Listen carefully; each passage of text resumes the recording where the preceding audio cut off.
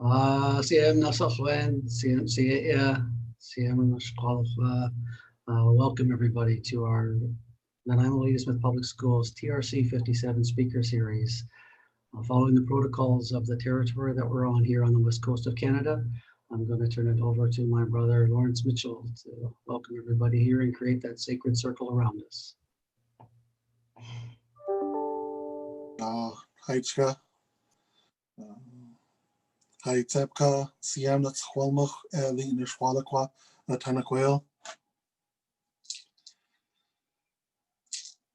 Haitska, the high all ait squale, titel, Siam. Dichwam swimmet talk, image almost talk to Hacha an Swan Slachen, Slachakan stoch to Eli Nishwalakwa, Ihwe Atanaquel. Dichwam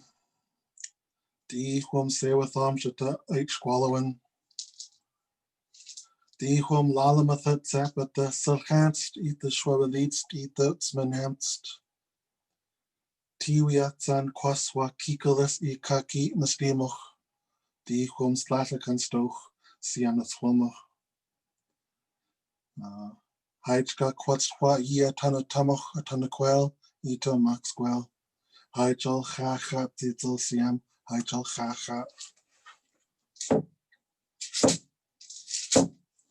Whoa,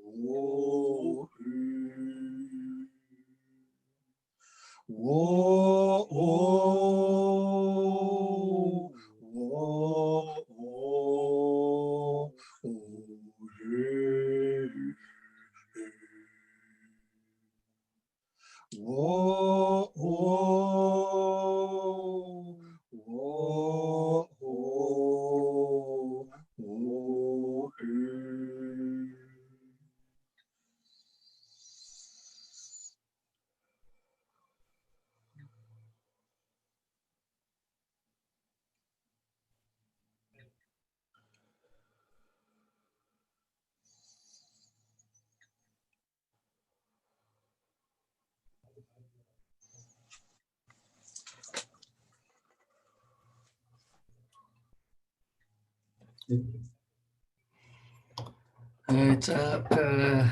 Lawrence and Jay for creating that space around us. Um, I'll be your host today, and you've met my friend and colleague Lawrence Mitchell and his son Jay, and my other great colleague and friend Stephanie Johnson. We'll be your host today. So my name's Ted Cadwallader. I work for the Nanaimo Ladysmith Public Schools, and we've been on a path as a school district to try to understand how an organization like ours could learn to walk better on the territories of which we serve. So we sit on the west coast of Canada, on southern Vancouver Island. We're a school district of about 15,000 students, and we sit on unceded traditional territories of the Snotnawas, the Snuneymuxw, and the Tsimenis peoples. And we're trying to learn how to live on this territory in relationship in a better way. And part of our work here is the what we have called the Siyatsas. And that's how do friends work together? Siyatsas. How do we walk this path together? And so as part of that, we've curated this Truth and Reconciliation 57 speaker series. And it is my pleasure today to welcome Professor Emerita at the Department of History at UVic, award-winning author of numerous books and articles, including the one that we're going to share today, a biography of an early ally, the story of James Teit, and the book is At the Bridge. So please join me in welcoming Wendy Wickwire. Wendy. Thank you. Thank you. I'd like to start by acknowledging the territory that I live on, which is the Wasanich people. And I am so close to the Tsartlip First Nation that sometimes the drums in the middle of the night lull me to sleep or back to sleep. So I feel very honored to be next door and living on this territory.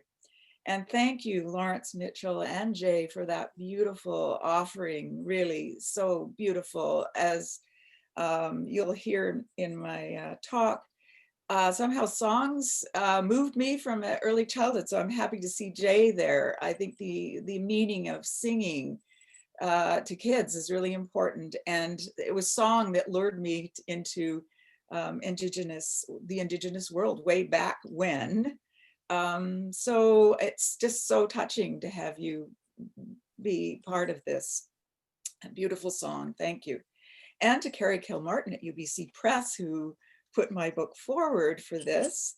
To Ted, thank you so much. And the people who are all there, I wish I could see you, but Ted and I had a little discussion before, and I can't tell you what it means to hear Ted go into the fine details of what he's read in my book. That really means a lot to have people actually move through my book and to be part of this wonderful creation, this series. Thank you. And to Stephanie Johnson for all her enthusiasm and help. You in the background aren't seeing how she helped me. I'm not that great with pressing all the right buttons at the same time, or when I'm supposed to. So she's pressing all the buttons and set me all up and went through it even with me. And I so appreciate that. And what I would like to start out with is when you invited me to be part of this, Stephanie on her own, or maybe with you, Ted, maybe the two of you came up with this, is a story of allyship. And titles are really hard.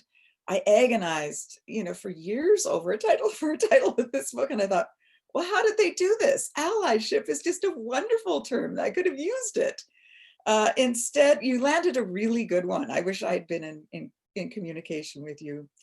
Instead, my stab at the title, after many months and maybe years of agonizing, was, and Ted, thank you, that backdrop makes you look like you're sitting right in it, which is wonderful. But Steph, if you go to my slide number 1, you'll see that I'm taking my lead from Ted. And I've got the book cover here because the book cover right here, the very first slide, and if you can make that big, there we go. Thank you, Stephanie. You'll see what I ended up with, and it was a little tiny photo that I blew up because that really spoke to me about allyship, about relationship, because you have Teit on the left, I was so happy to find so many Indigenous people by name in this story. And this is Jamie Wenempkin, a young Nhlakatmuk man on the right, and they're riding somewhere in the southern interior which was Teit's turf and Wenempkin's turf in Nhlakatmuk. And I love that Teit's leaning over, they're in communication.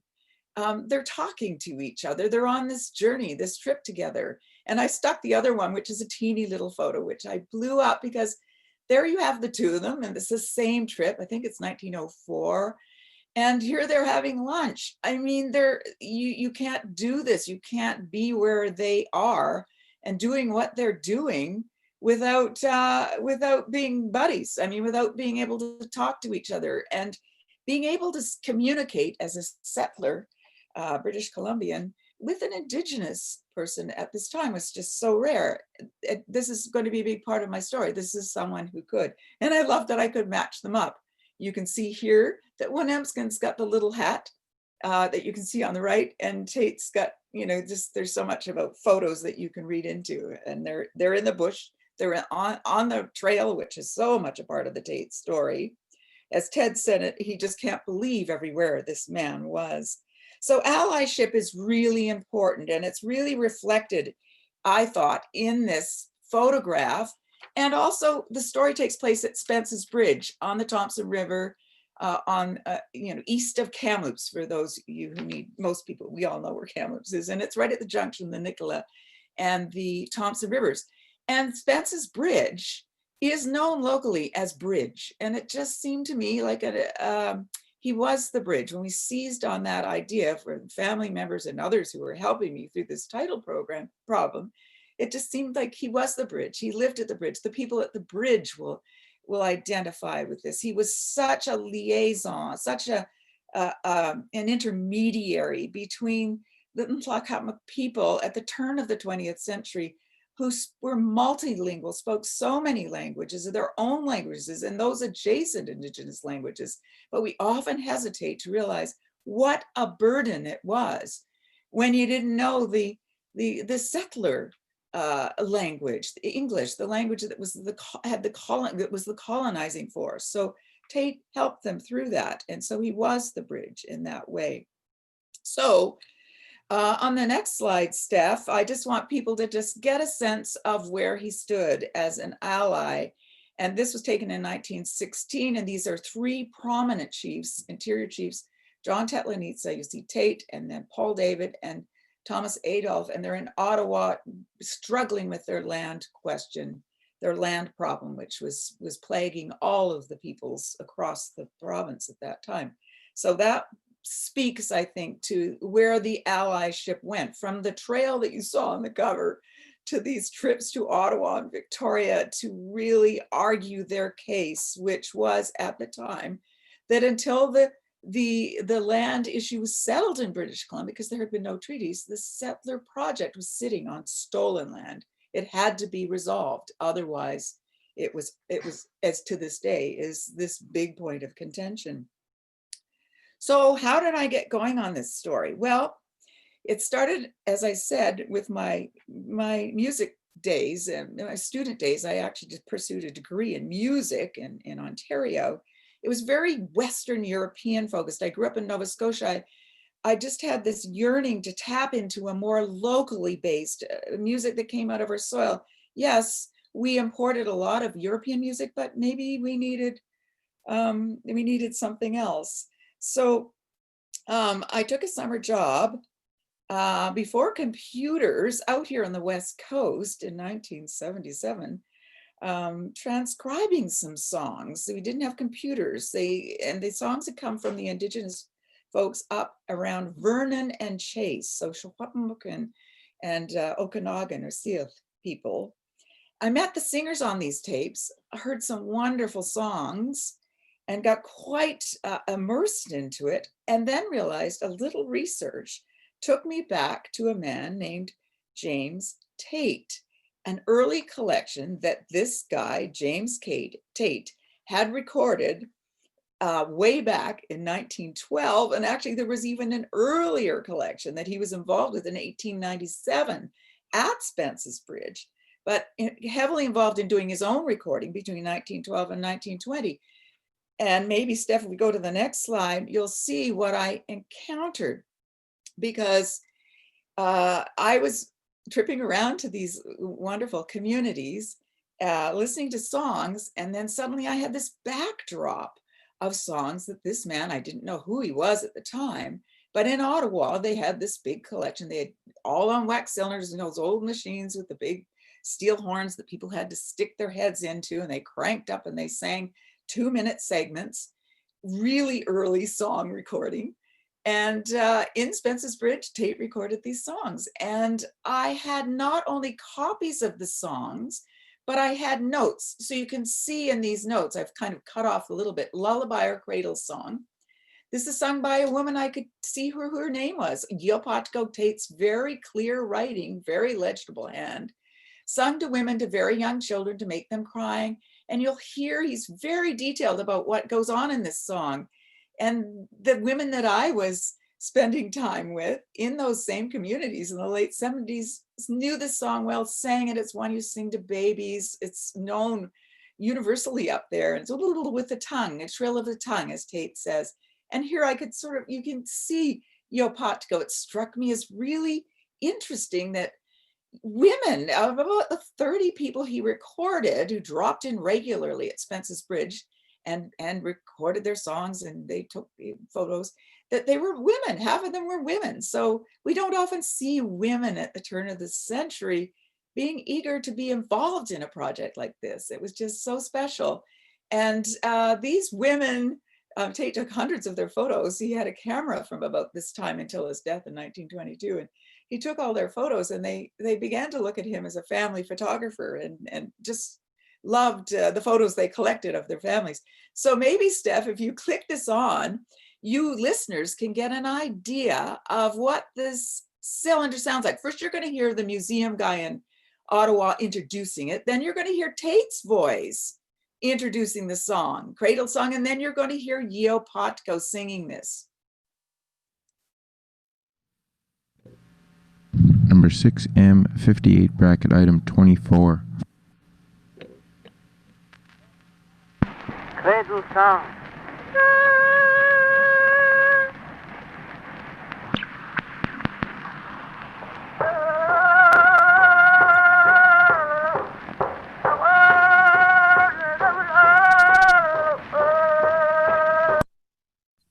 Good, thank you.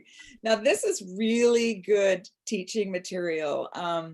I think, especially the songs that sort of are available and open to everybody. You know, the ones that are, you know, obviously lullaby, you know, sung by women. I mean, just such good material. And I wanted to show just the next image of what it was like to take these songs back to the community. You might want to just take a quick look at this next one. So the next one was just what a treat it was to go back to visit the people that I knew in the next image and see, just play these old recordings in people's kitchens. And if it doesn't come up, it's okay, Ted. But so there was a thrill. Yeah, there you are. This next one, I took a photo. Next one. Yeah, there we go. But Mary, just for me, it opened a world to be able to take these songs back into the community, where people kind of flocked in. The main place for listening was often the kitchen table, as you've got right here. And this was 1979 at the head of the lake, Okanagan. Mary Abel's house, with Nellie Gutierrez sitting. Mary's at the back. Nellie Gutierrez right there with the blue dress, and Eva Lawrence. And you can see we played recordings, the old ones that you just listened to. They knew the people often, or knew of them, or knew the song. They sang it back, and you can see here they're singing along. I mean, for me sitting there, it was just such a treat. And they're all, Okanagan is their first language, so the conversation that's going by is just so animated in their language, and they're laughing, and their kids and their grandkids are there too. It was just And I went from household to household, and people flocked in with their recorders to record it and to hear more. And the next one, which is a really special photo, is so special because it's my book launch last spring. And here are people, I think of, see who I have my arms around, the one with the longer dress and the dark jacket, Hilda Belanger. She's Mary Abel's daughter, and she was there often around the table participating. And Sharon Spinks next to her. Her mother was so much a part of this too. And Grand Chief Percy Joe over there at the back with the red cap on, you know, his parents. And Janice Antoine, her mother, was Eva Lawrence sitting. I mean, they just, and Mandy Jimmy sitting, you know, over in the front row holding my book at the end with the bag. You know, one of the leading linguists of the area. You know, we were young women together in the 70s, and we just have been on this journey. And so it's really taken me full circle, and I still feel so connected, which is why if the next slide is very special, because you'll see Sharon Spinks. So this is Sharon's mother, Hilda, who was a wonderful singer. This is give you a sense of how you can use Teit's work, because this photograph is one of his hundreds of photographs. As I said, lots of women for whom these photos that Teit took were their family photos. Hilda never knew her parents. We understand pandemic now. Her parents were victims of the 1918 flu pandemic, both of them when she was a baby, just a little older than this. Teit had taken her picture. She had no photos of her parents. Here we have Teit recording her mother. I haven't got the recording for you, but also taking her photo in 1913. And that is Hilda in her lap, older Hilda over on the right. That is baby Hilda sitting in her mother's lap. And so for Sharon, who's, you know, teaches at the Stein School, by the way, band school, is extremely important for her knowledge as a knowledge keeper and for her language and language carrying on her mother's tradition. There's her grandmother and her mother, and you know, it's all documented. It's something. So so this, as you can see, got me really excited and going. So this was in the late 1970s. So then I started to explore more. So who was this guy who did all this recording and photos, and this stuff was all in the museum in Ottawa, which is being digitized, by the way. You can get at through the archivists. So then I started exploring, maybe you can hop back to me now, Steph. I started exploring Teit, who he was, and in 1984, I find out that 1884, he's a teenager and he's coming from Shetland, out in the North Sea, a little island archipelago, now part of the UK, to Spence's Bridge. He's 19. I only realized how remote his home community was when I got myself there in 2006. It's a 12-hour ferry trip up from the coast of Scotland up to, yeah, thanks for that, Steph, up to Spence's Bridge, 12 hours before you land on this little island. Anyway, he had an uncle who owned this, you can see the central building with all the dormers. And Steph, if you have those little arrows, if you press, you should get my little red arrows. See what happens when you press next. Yeah, you've got 12 Alley. There's the trade store. So the uncle owned the trade store, and he sent letters home to Shetland, where his sister was Teit's mother, and said, is there anybody who interested coming to work in this trade store as a clerk? Teit responded. So came to Spence's Bridge in 1884 as a teenager. He was the oldest son, had been working in his father's grocery store in this only little town in Shetland. The family lore, which I find kind of fun, is that on his sick days, and we can kind of relate to these stories as mothers, she had a treasure trove of letters that she kept of this old uncle, her brother, and on the 6 days gave them to the kids to read. So these letters sort of spurred him on. Anyway, he came. It was a long trip, and he ended up here as a clerk. The uncle also owned the Morton House Hotel. He had a little house, which is right there. You can see Murray's little white cottage there, but this is what Spence's Bridge, the one bridge, looks through. Up that side here, well, I have the Twal Valley is very significant because his life exploded in a million directions when he arrived at age 19 at Spence's Bridge. First, he worked as a clerk for his uncle's store. Within 3 years, this young man was living with a woman from the community. She was an Tlakatmik woman from the Twal Valley up there. Her name was Antko, Lucy Antko. He didn't tell his parents that he was living with her. By 1887, they are living together. He tells his parents back in Shetland in 1892, I married, and here's my wife, and he was quite keen to tell her that according to their that she had been baptized in the Anglican Church, and the marriage was legitimate, and she could read and write, probably Chinook jargon at that stage. Anyway, she's a really important person in this whole story of James Teit, because through Antco up in that Twal Valley, she bonded with her community, and really intentionally so. 10 years, 1884 to 1894, to make himself fluent in her language, joining fishing expeditions, hunting expeditions, trying to get into the heart of who they were. How could you do that without talking to them? So he was one of the very few who really dove into the language.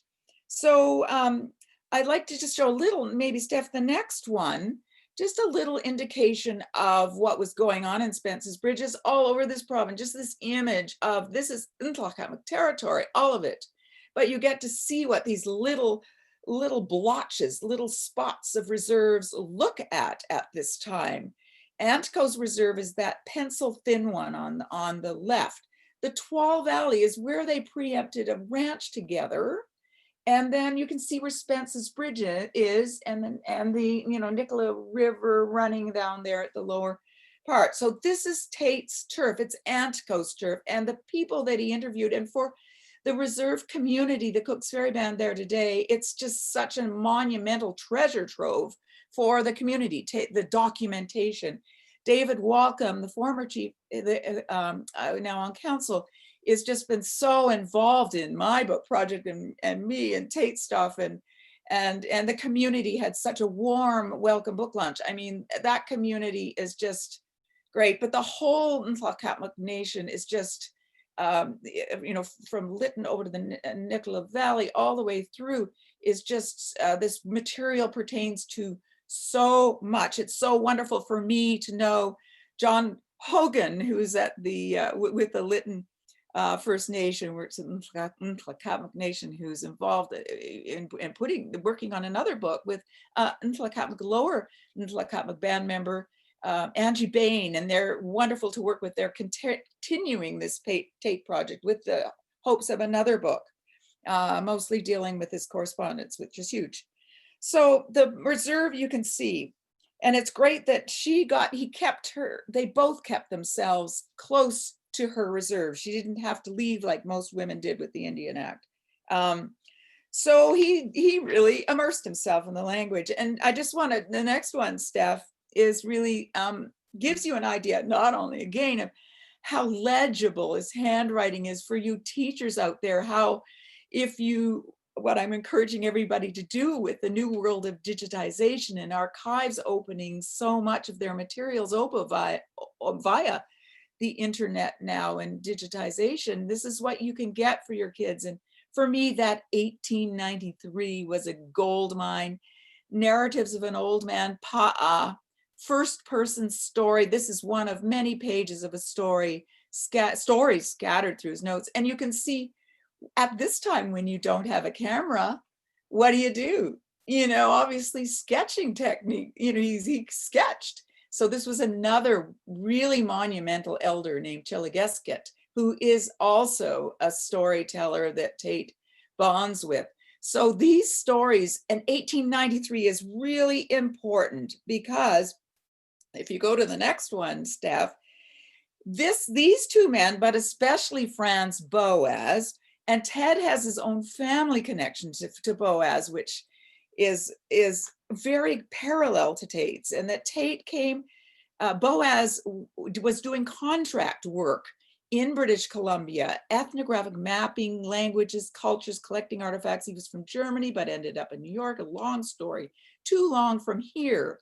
But in 1894, after a series of small sort of summer and fall contracts, he was trying to get himself a job in North America at a museum or a university. This man on the left, Franz Boas, and having difficulty. And in 1894, he was ready to give up until he landed at Spence's Bridge. And by the way, the year earlier in 1893, he landed at the Chicago World's Fair, where he worked extensively with one of Ted's relatives, George Hunt, who was Kwakwaka'wakw from Fort Rupert near Alert Bay. So anyway, these two men, George Hunt and James Teit, the subject of my story, were really important to Boas. George Hunt got Boas really animated, enthusiastic, and filled in on all things coastal. Teit was in the interior. So in a way, the two sort of served similar roles, but parts of the province, because then Edward Sapir comes into the picture too a little later. But Boas ended up in 1894 at Spence's Bridge, ready to give up. He really had a hard time with field work, as we all would. You end up in these little villages. There's not much for accommodation. The travel is rough. What are you going to do? The previous communities in the Okanagan had sort of brushed him off, as his work was kind of weird. He was supposed to be measuring people, which was not going over well. And he ended up at Spencer's Bridge, ready to go up, until someone said, go across the river, which is across the river. The bridge was washed out, by the way, by a flood, and he went across the river, and they met Teit's uncle, that uncle who had the trade store. The uncle said, you don't want to talk to me. You need to go find my nephew, Jimmy Teit. So he lives up that mountain. So up he went. And when he arrived at Teit's house, I love that Teit wasn't there, but Antka was there. And we have his journals, by the way, great teaching tools to get into Boas's journals, which are published, by the way, and students can just follow him around and get a sense of the frustration of someone like Boas. Anyway, he was entertained by Antko, and I thought, how did they entertain each other at that stage? Because Boas would have spoken the trade language, which was minimal, a few words, that they could get by on, trade words called Chinook jargon, and Antko would have known Chinook jargon. So I sort of imagine, one of the few places in my book where I kind of imagine what went on in that hour. And then Teit turned up an hour later, and Boas was blown away, sort of, oh my gosh, I've got a man here who's totally fluent with these people, and they're right here. And anyway, Teit said, I'll help you out. Yeah. So Boas runs back down the mountain, gets his measuring tools and whatever else, and he goes back, and they have 2 or 3 very fruitful days. And it's the beginning of a research relationship that explodes and that continues in Teit's death till Teit's death in 1922. Boas can't believe, he said, will you write a report for me? And Teit said, yeah, I think I can do that. Well, a matter of months later, he's got 200 pages of notes. He's well on his way to a massive report. So when he finishes that one, Boas, which ends up being on the Tlakahtla, it's called the Thompson Indians, unfair label. Yes, you can see it right there. Thanks, Steph. It's right up in the far right. It's a massive thing. You can get to these digitally. Okay, they're pretty much interior based, but they are really worth looking at. Or, once he did the Thompson, which came out in 1900 through Boas, by the way, who did get a job of his dreams in New York City at the American Museum of Natural History. So these mainly a lot of them came out through the American Museum, but Boas then got a job at Columbia University in New York City and went on to become what is known today as the father of American anthropology, just a pivotal character, just exploded in terms of his stature and recognition for anthropology. Meanwhile, my biographical subject, poor old Jimmy Teit at Spence's Bridge, who did all this work, sort of faded in a familiar story into where no one really knew anything about who this man was. So these were really, this is important, on basketry, on face painting, tattooing, stories. Ethnobotany was one of his main works. I mean, these are just, it's just a treasure trove of important work. Now, what's really important, and what I would say to teachers, what you do next, these are good, but they're all edited by Boaz, cleaned up, polished for the public. What is really important now is for people to go back, and I think students can be so animated by this, to the original documents. And maybe, Steph, you'll just get to see in the next slide, just a sense of, you know, these volumes of stories. And what I want people to do is not go into these stories, and maybe just flip to me next, Steph, back to me. I want people to go back to those handwritten stories, like I showed you of Pa. There's so much in those, and you can get how Teit wrote them before they were edited with the names attached. Boaz tended to strip the names off, so they become more generic stories.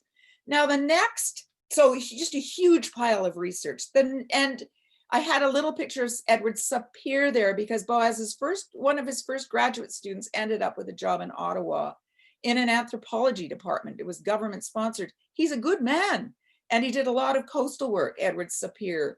And so he brought Teit in, so did a lot of those songs, photographs, and it was a laissez-faire approach. So a lot of stuff, Taltan in the north, got done through Sapir. So next one, because I want to move right along here, is the importance of Teit's allyship. I love your term, as you can see. Actually, this is not it. This is, again, what students and teachers can get out of the work. The Baskerty work, the photos, and how you can link them. Yeah, so the next one, Steph, let's back to politics. So from 1908 until 1922, when he died, the chiefs were just in a state of despair through British Columbia, the coast, the north, the interior, everywhere about this land question. And they really, it looked in 1911 like with the prime minister at the time, Sir Wilfrid Laurier, that Liberal, maybe they might actually settle this issue of stolen land and no treaties. And then unfortunately, just as they were about to sort of get some sort of agreement with Laurier, they had an election and the Conservatives won under Robert Borden. And Robert Borden just established a wall that was very difficult to break through. And for teachers, I really want to tell you like how much I learned as a historian who knew a bit about British Columbia about politics. And I think your students can walk through this, and hopefully my book, especially chapter 2, where I try to distill for the average general reader, students, teachers, my own colleagues in history. I had to take 200 years of settler colonialism and distill it down in a readable way. I try to do it by taking you all on a train trip, Teit's train trip in 1884, and sort of dumping the atrocities that had been sort of laid on the Indigenous peoples at every stop. And then when you land at Spence's Bridge, I hope that you get a sense of what they lived through the gold rush, 25,000 miners arriving in one summer, followed by pandemic, which we can understand better now because we're living through it. Try that on in 1918. I mean, no, that's the flu epidemic. No, in 1862, 63. And then just move on to the Indian Act. And I learned so much. I now feel like, Premier Richard McBride, who was the premier through all this, means something to me now. He was a ball too, and he worked in conjunction with Borden. I learned a lot about the Department of Indian Affairs. I have one whole chapter in chapter 8 on Duncan Campbell Scott. I had to sort of get at what was this head of DIA that made things so difficult for them, not just for the land question, but for he wanted to conscript them. Teit thought this was just the most reprehensible thing. And then on to the potlatch ban, reprehensible, but the land question was a really big one. So this is a coastal thing. The first group to come on board to form a group was the Nisga'a in the north, the Nisga'a Land Committee in about 1909.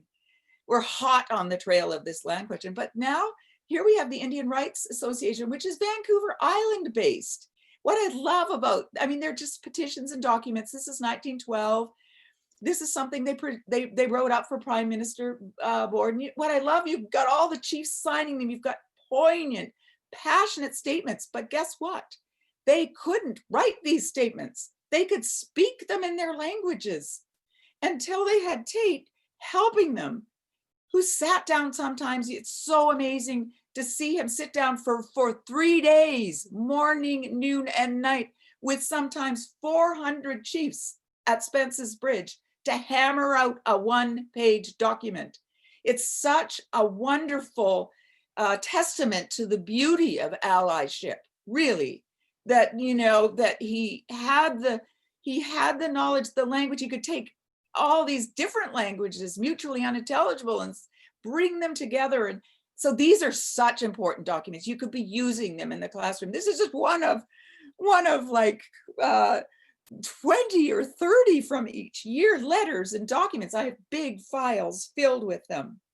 So let's go to the next one. So this is coastal. This is interior. This is, I like it because it's an image of what these meetings often looked like. And you've got my little red arrows there, I think, Steph. And the first, these are important people. This is Basil David from the Bonaparte Reserve, near Spence's Bridge, sort of between Spence's Bridge and Ashcroft and Kamloops. Here's an Anglican minister from Duncan, Reverend C.M. Teit, a different spelling than Tate, who, no, yeah, in the middle. And then you've got Teit there too. And these are, it's just such a nice photo of everybody gathered. What it took, just the numbers of people. The next one, Steph. I want people to come away from my book with a sense of not just names, but people like these. Over the course, I had several decades to fall in love, because you all know now that I started this in 1970s. I heard John Tetlanitsa singing on those songs, and Wistemnitsa.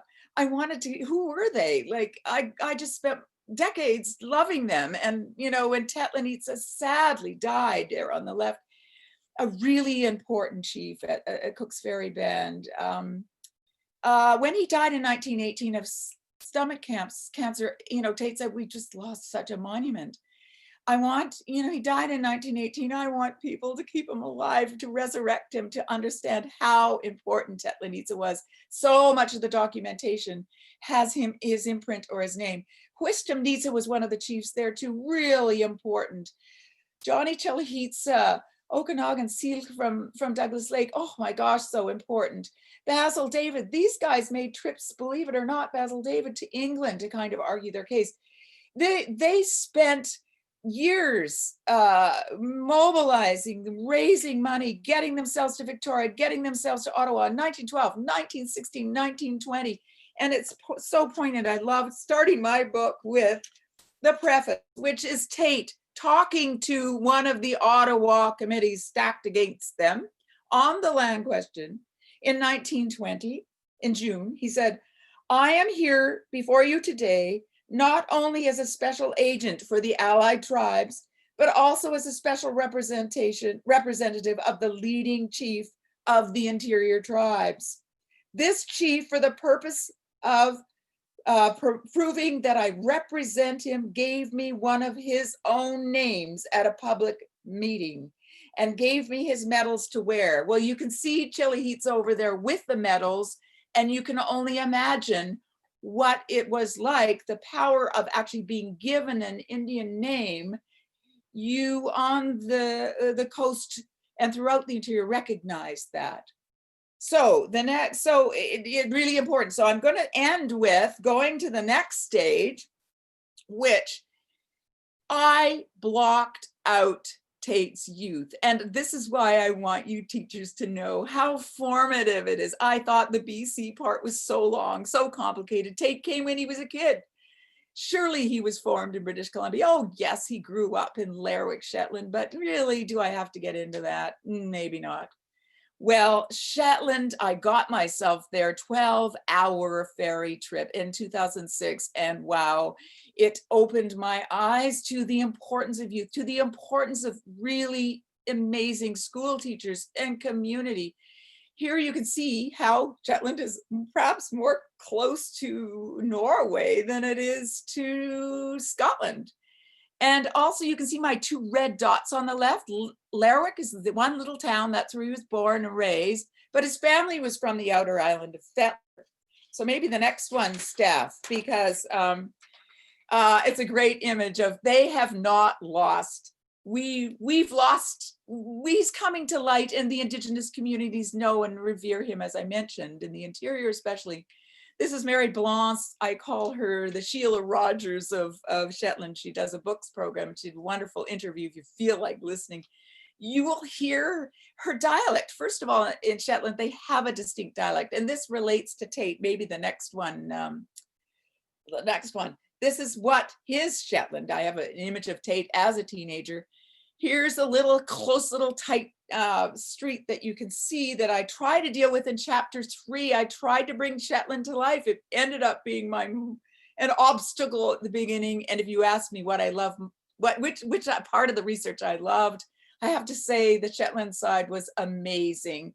It just opened my eyes. You know, Teit grew up at a time when schooling became mandatory for the first public schooling.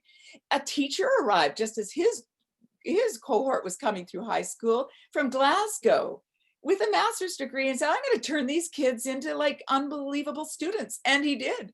He really sort of got them going. Teit left when he was 16, but look at what he learned, and they were big scholarship winners. I was interested in that. A lot of them wrote books, did the kind of research, wrote books. They were into history. He was into family history before he left his father. He could trace his own family back.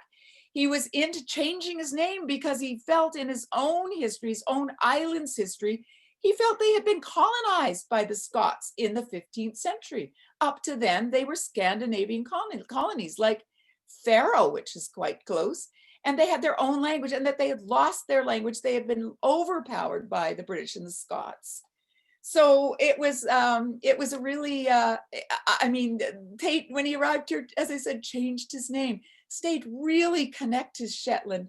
He was aware of the kind of clearances that had happened, 2 waves of them in the outer islands where his family had been, his grandfather's family, cleared by the Scots, mostly Scots landlord, to make way for sheep, and then really impoverished. And so many had been beholden for the century before to those landlords. Their rent was in the payment form of fish. And I think when Teit came to British Columbia and moved into Spence's Bridge and saw that in Tlakatmuk and their situations, thought, oh my gosh, they're being cleared. It's another form of clearance. I think he was a colonial, anti-colonial in his own setting, and his love and his reverence for this small community. And here again, Shetland was always at the top of his, always in, the Shetlanders, he came to Nanaimo and worked in the coal mines, by the way, understood working class through Shetland, who became the first socialists in Shetland when he went whack in 1902. A lot of these buddies had formed, joined the British Socialists, First Socialist Party, and when Teit came back in 1902, followed suit and became members of one of the first BC Socialist Party. And by the way, only time he left Spence's Bridge was to go to Nanaimo, where he worked in the coal mines, where he experienced, it was the powder work division, very dangerous.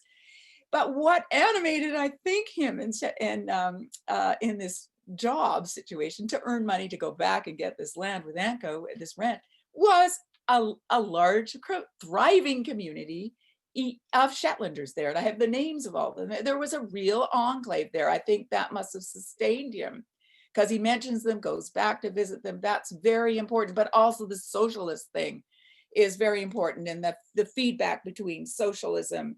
And there had been 2 royal commissions in Shetland to sort of get at the atrocities and the inequities in these outer island fisher communities and their landlords. And that seemed to me to be so parallel to what he was living in Spence's Bridge, and probably mobilized him and took him into the political realm, which was, by the way, consumed all of his time.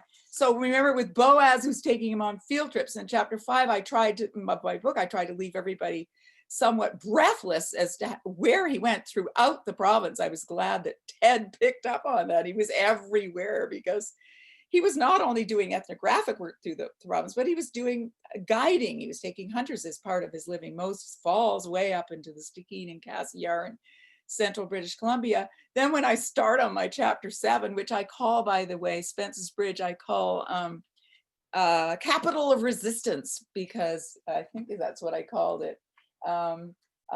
Because it was capital of resistance, because Spence's Bridge was, we had the rail network. They could all sort of meet there.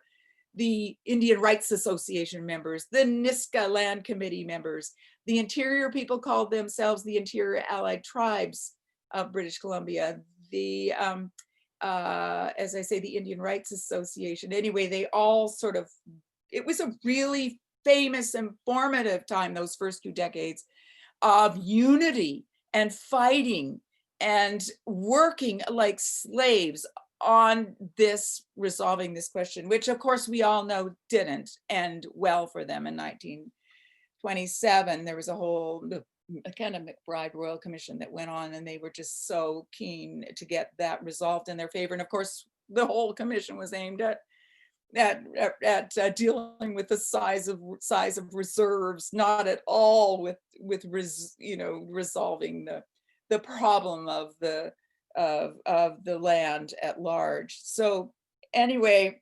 that was Teit's mission with these chiefs, with weeks and months in Ottawa. As I say, with your students, it's really important to 2 decades of Indigenous resistance. And I've had so many people read the book so far and say, like, I didn't know it, because it's just so parallel to today. And people often think, oh, well, it's just all these contemporary leaders who were, the last 2 or 3 decades who have gotten to going. No, it's their parents and grandparents and great grandparents.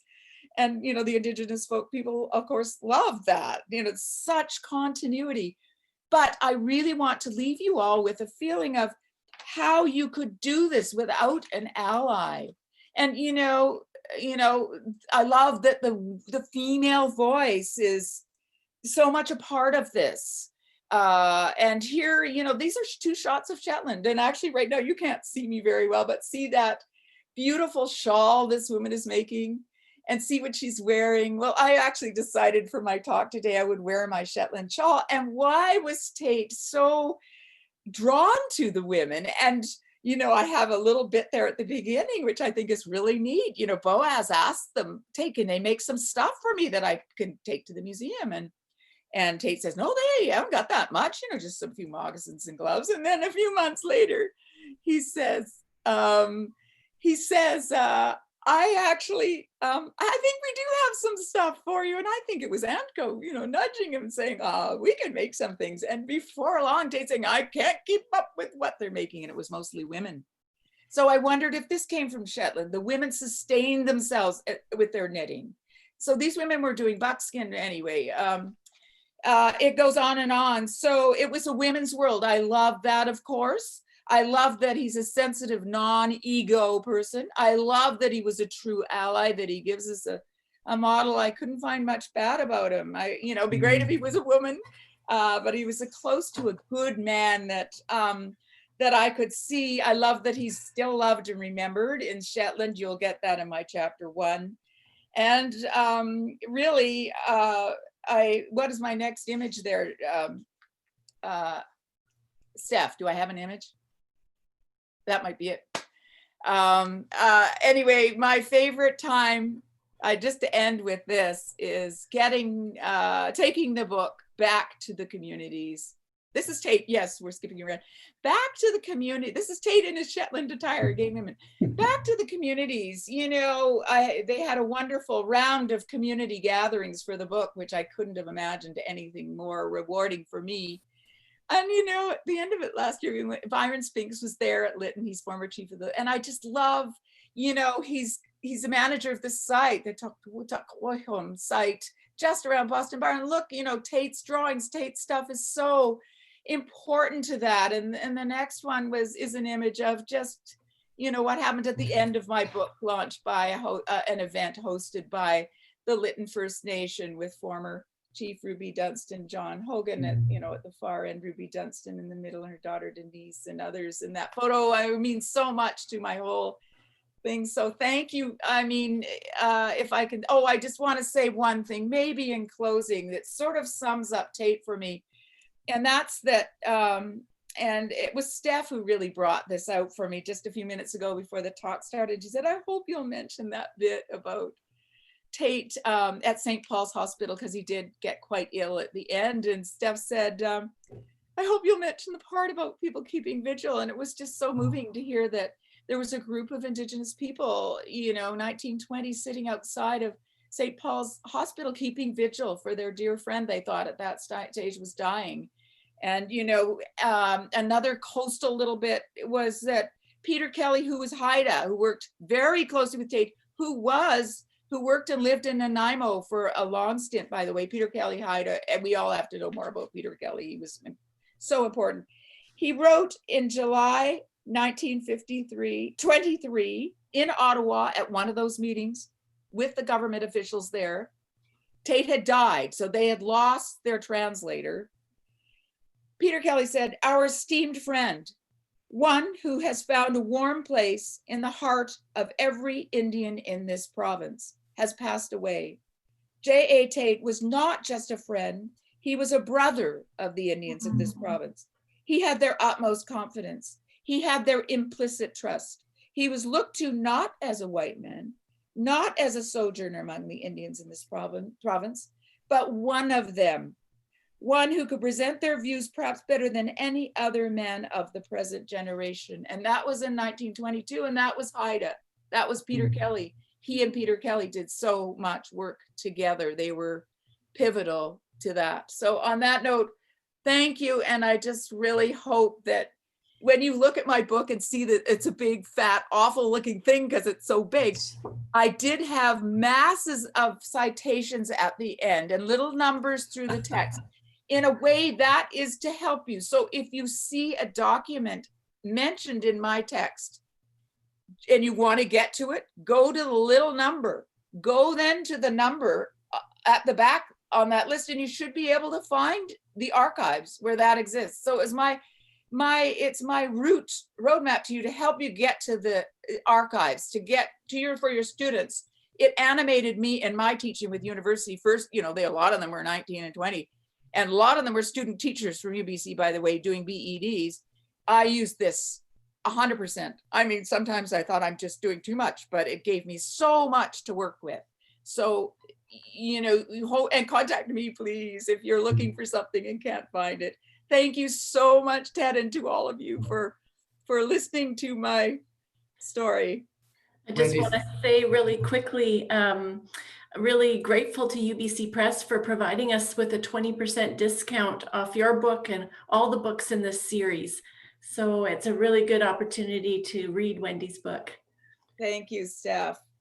Wendy, you're sitting right in the back. Right. Thank you so much for sharing that story of James Teit. When I look in the chat room, it's just thank yous for people who have made a connection to that, whose families are part of that story, as mine was. When I read it, I went, oh, there's how we weave into this story in British Columbia. And all through that territory, like you say, Teit traveled a ton. I think you've beautifully shared his sense of justice and injustice, his willingness to put himself at service to those nations where he thought he could be best of service, and not lead that, but be that instrument for them. They has certainly put their trust in him, and that trust doesn't just come easy. It comes because he was there. He showed himself to be trustworthy. Your reference to the power of song and story that pulled you into this and continues to pull you into this world and make you a part of it as well, I think reflects well on the work that you've done on behalf of James Teit and the stories that he was able to share with us. I truly love the way that the people in those photographs were named, as so often they aren't. And as you say, they have been scrubbed from history. You've brought them back to life through this book. And so I raise my hands for sharing, for you for sharing that story with us today, and for sharing your learning and helping us on our path of this See Yet Yet's Us and our truth and reconciliation journey. So I raise my hands for all of our participants who are able to join us today. And on behalf of Tzomquatlan and Jay, who opened this house, I will acknowledge that their creation of a sacred space here for us to share this learning is greatly appreciated. And on behalf of them, I will close our house for today. Thanks for joining us, everyone. Thank you, Ted. It was- Thank you.